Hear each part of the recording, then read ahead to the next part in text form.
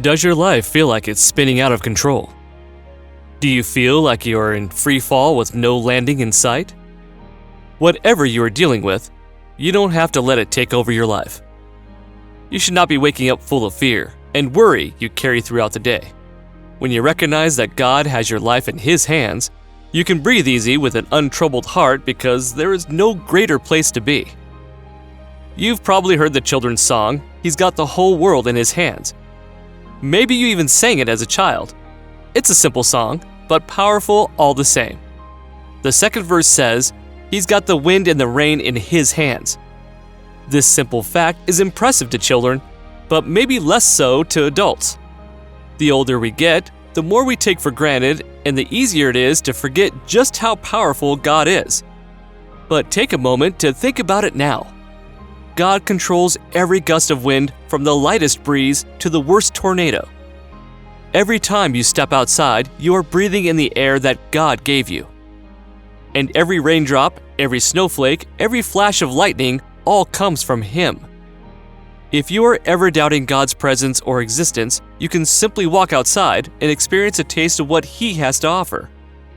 God speaks to us through nature and uses it to fulfill His will on earth. A great example of this comes from Luke chapter 8, which tells the story of Jesus and His disciples as they face a storm while sailing on a boat. Jesus fell asleep as they traveled, and He did not wake up when the storm hit. However, the disciples became anxious and fearful. They woke up Jesus in a panic, saying that they were about to drown. But Jesus was not worried. He rose out of bed and immediately calmed the wind and the waves, saying to His disciples, "Where is your faith?" Jesus used the storm to show the disciples His amazing power and demonstrate that He was looking after them. All of the fear and panic they experienced from the storm was unwarranted because Jesus would not have let them drown. If they had faith in Him, they would have known that and never experienced that anxiety. Their lives were in the hand of Jesus, and yet they were afraid because they didn't recognize how safe they were with Him.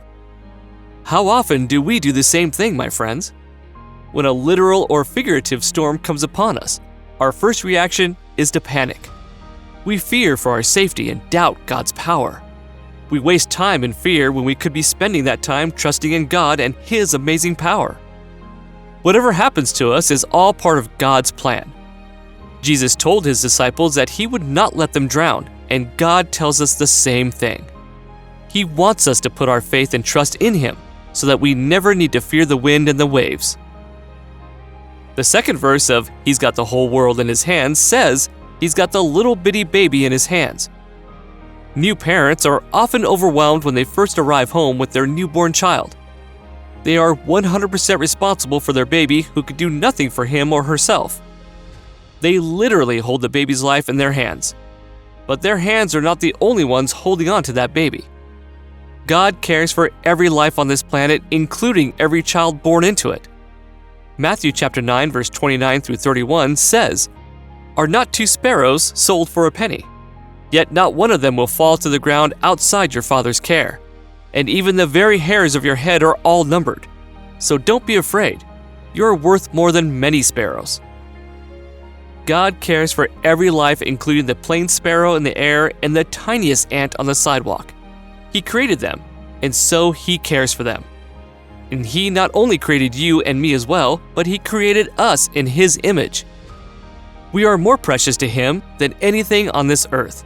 And if He cares for every blade of grass and every mouse in a field, think how much He cares for you. He has cared for you ever since you were conceived in your mother's womb. He has always known you fully and completely, even before you knew yourself. You belong to Him before you even knew the word belong. He has loved you since before you knew what love was. And that brings us to the next verse of the song, which says, "He's got you and me, sister, in His hands." As we get older, we become more and more self-sufficient, sometimes to the point where we refuse help from others. We like to be independent and do things on our own, but that's not always the best idea. There are times when you simply need help. When you are moving furniture into a new house, you need the help of a friend or neighbor. When your depression is spiraling out of control, you need the help of a therapist. When your spiritual life is going downhill, you need the help of a pastor or Christian friend. Sometimes we simply can't do things on our own. And the truth is, we are never completely on our own because God is always with us. You might wonder, if God was with me in my depression, why did I need a therapist? But have you ever thought about the fact that God provided you with the courage to reach out and ask for help? Have you realized that God led you to your therapist and nurtured your relationship so that you could benefit from their help? God works in all kinds of ways, such as through nature and through other people. God could be using you to help in someone's life right now. Just because you can't see God working in your life, that doesn't mean that He isn't. The book of Esther provides a great example of this. God is never mentioned in the book, and yet we can clearly see His hand in Esther's life. He guided Esther in her attempts to win the king's favor and caused Esther to become the new queen. Esther's natural beauty given to her by God gained her the attention of the king. Her relationship with Mordecai enabled her to hear about the king's plan to annihilate the Jews, and her status as queen gave her the ability to speak to the king and plead for her people. God gave her the courage she needed and the right words to speak when she appeared before the king. Before Esther was even born, God had plans for her, and her life was always in His capable hands. She was never left without His aid. The last verse of He's Got the Whole World in His Hands says He's got everybody in His hands. It doesn't matter who you are, where you are, or what you are doing. God has got you in His hands. Even when we turn away from God, He continues to love us. He wants nothing more than His people to love and trust in Him. If you are far from Christ, He wants you near. In New Testament times, it was considered unlawful for Jews and Gentiles to associate with one another. But in Acts chapter 10, God sent Peter a vision and told him not to call anything unclean that God had made clean. Soon afterwards, Peter was sent for by a Gentile named Cornelius, who had been instructed by God to invite Peter to his home. Peter accepted the invitation even though he was a Jew and society dictated that he should not associate with Gentiles. Cornelius called together his family and friends and asked Peter to speak to them. Verse 34 and 35 says, "Then Peter began to speak. I now realize how true it is that God does not show favoritism, but accepts from every nation the one who fears Him and does what is right." The Jews thought they were the only ones who could be saved by Jesus because they were God's chosen people. But God made it clear that Jesus died for everybody, and that everybody has access to heaven as long as we serve and worship Him. This doesn't simply apply to Jews and Gentiles. While Jesus was on earth, He made a point to befriend outcasts like lepers and prostitutes to demonstrate that His love was available to even the worst sinners. If you are in a place where you have turned away from God and think that He will not care for you anymore, flip through the Bible. You'll read about people who have done much worse things than you, and yet, when they asked for forgiveness, God granted it. Just because you stop loving God doesn't mean that He will stop loving you. Just because you abandon Him doesn't mean that He will abandon you. He is always watching out for us.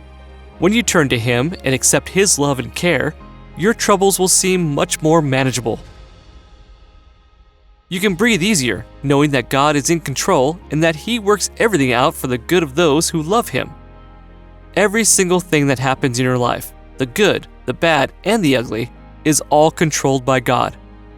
When life is going well, remember to thank Him for His blessings. When life is going poorly, don't panic. Remember that God is in control and that He works everything for His good. When you're in the eye of the storm, remember that Jesus is right there with you and He won't let anything happen to you. You need only trust in Him and cling to your faith. The next time you hear a child sing, He's got the whole world in His hands, take note of the words and let them sink in. God controls all of nature, from the wind and the waves to the birds and the insects. God looks after the tiny babies who can't care for themselves. He looks after you and me from the time we are born until the day we die. He looks after everyone from the most righteous minister to the least righteous beggar. When you feel like life is drowning you and you're tempted to panic, remember that God is right beside you, holding you up. Take your troubles to Him and let Him lift the burden from your shoulders. When the world seems too big and life seems too overwhelming, remember that God has the whole world in His capable hands, and He will never let go.